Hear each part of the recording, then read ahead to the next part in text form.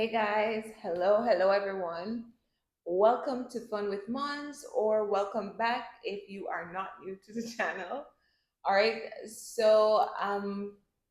today, in honor of Sickle Cell Awareness Month, I wanted to touch on the topic of sickle cell. All right, it's a very personal topic for me.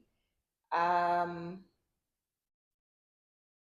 we're going to get into all the details of it, but at the end of the day, I really wanted to do this video just to kind of build a little bit more awareness to it.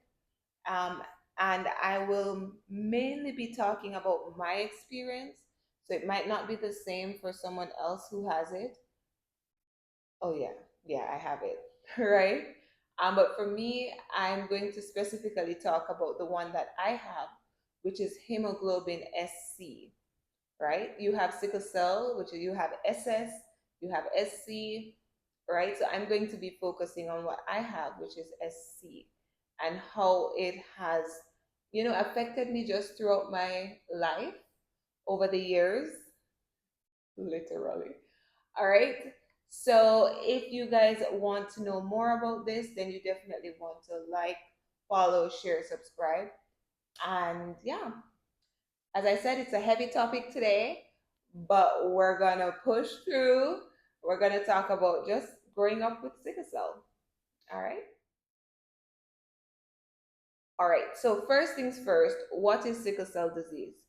So sickle cell disease, to be honest, guys, it's like how everyone has like round red blood cells. For someone who has sickle cell, the red blood cells are shaped like sickles, right? So it's like almost like a crescent shape or half shape. And what that causes is usually like things like blood clots, right? Because of the shape of them, they get kind of stuck in the joints and you get blood clots. You could get organ failure. You could get stroke. Like there are so many different things that could come from that, right? You have sickle cell SS, which is the most severe one, the most common one you hear about. And then you have hemoglobin SC, which is what I have. Now, how I even have it in the first place is both my parents have the sickle cell trait. So with them having the sickle cell trait, the likelihood, there's this percentage chart, I'll try and get it. There's this chart that shows you like the likelihood of how your kids would end up if you have sickle cell. So like I have an older sister and she doesn't have it at all. Now I have a little of it, which is SC. If my parents were to have another one, the likelihood would be that they would also have SC. And then if they had a fourth child, the likelihood is that they would have the full blown sickle cell, right? That's based on the charts. Good. But it really depends. So, like right now, my daughter, as you guys know, she's 5 years old, but she has what we call AS. So she has the trait, right? So for her, she has to be mindful as she gets older in finding a partner, whoever she, decides to have a child with, can determine if her child has sickle cell or not. Good. So that's overview of kind of sickle cell and how it works. All right, so please note, I am not a doctor, I'm not a professional. I'm just telling you like the knowledge that I have. For me personally, like my mom was a nurse, so growing up with her, she kind of helped me manage my sickle cell throughout the years. So I didn't necessarily like go to a sickle cell clinic or a sickle cell, you know, place or anything like that for treatments and things like that. But I'll get into that as I also said. I'm gonna express this because um, I went to the doctor in the States, being pregnant, and when I first, they were asking me questions and asked about illnesses. And when I said I had sickle cell, or it wasn't a doctor, sorry, it was like a nurse. And she asked me about illnesses and stuff. And I said I had sickle cell SC. I was very specific. I said hemoglobin SC. but she seemed clueless because I know most people are used to just sickle cell as an SS because that's the more common type, right?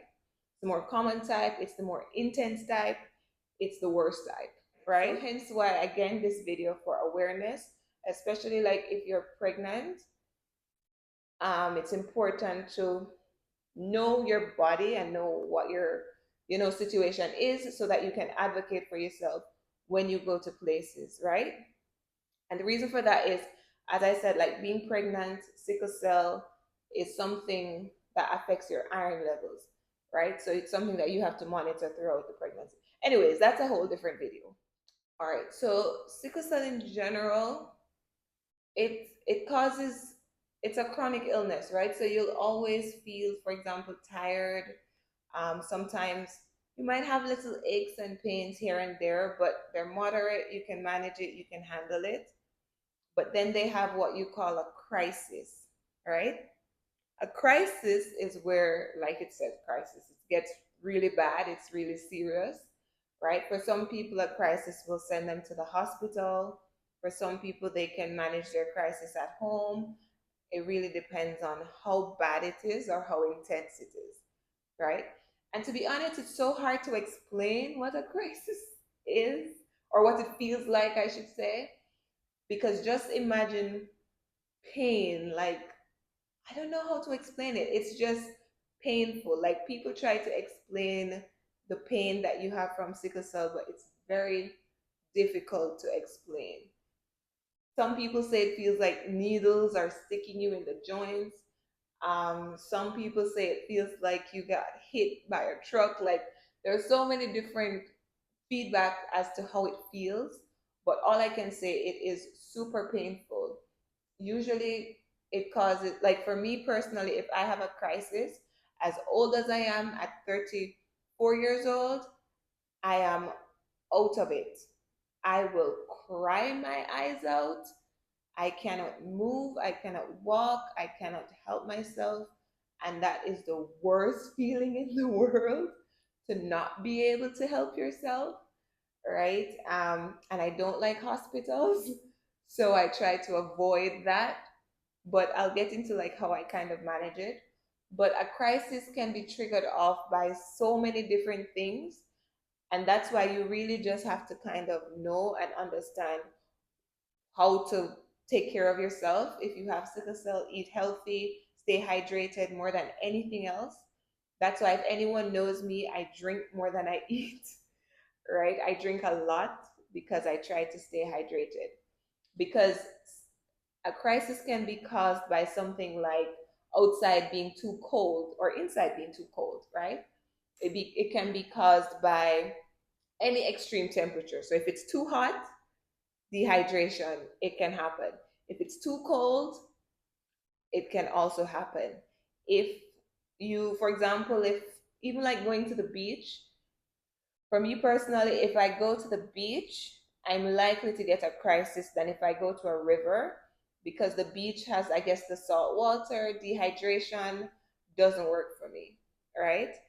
So as I said, right, smoking, and smoking more affects like the chest too, so it makes it worse, right? It hurts. Stress could trigger off a crisis. For me, this might be bad to say, but what triggers off a crisis for me is, well, one of the things that really triggers it, but I still like it, is popcorn. You guys know that's like my favorite food ever. But I've realized that the type of popcorn is what triggers it. If I eat like the movie theater popping ones that you pop in the microwave, extra butter kind of vibe, odds are if I eat too much, not just one, but if I eat too much, like in a month, then I'm likely to get a crisis. So for that, because of that, I know not to eat too much, right? Um, Alcohol. I love to drink, but I also have to manage how I drink. So most times, if I drink a lot, I will have a lot of water also. So kind of just to rehydrate from all that drinking, right? So that's another thing. So it's just knowing your, and remember I said I have SC, not SS, so it's not as intense as SS. With SS, I know they tend to have a lot of crises. For me, I'll have a crisis maybe once a year or once every other year. But again, it also depends on my triggers. If I travel sometimes in winter, I'm always wearing a jacket because I don't want to get sick, right? But sometimes it still happens because my body's cold. So yeah, so those are the different things that could possibly trigger a crisis. So that sounds like everything, right? Like anything can trigger a crisis. So it's really important to like take care of yourself in terms of what you eat and what you drink.